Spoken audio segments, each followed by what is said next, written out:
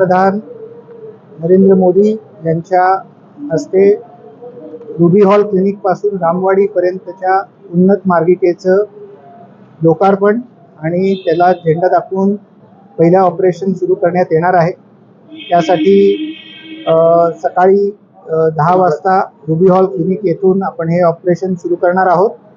सन्माननीय पंतप्रधान नरेंद्र मोदी हे कलकत्ता येथील कार्यक्रमातून ऑनलाईन पद्धतीनं या प्रकल्पाचं अनावरण करणार आहेत, लोकार्पण करणार आहेत। हा प्रकल्प साधारणतः रुबी हॉल क्लिनिक पासून रामवाडी येथपर्यंतचा 6 किलोमीटरचा प्रकल्प जो तिसरा टप्पा आता आपण लोकार्पणाला अर्पण करत आहोत।